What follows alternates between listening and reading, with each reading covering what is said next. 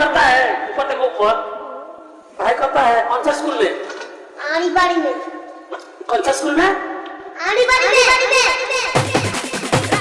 Rahul DJ mafia, Rahul DJ mafia, Rahul DJ mafia. Hirawanpur Sarnath, Hirawanpur Sarnath. यहाँ ना तैयार बनी।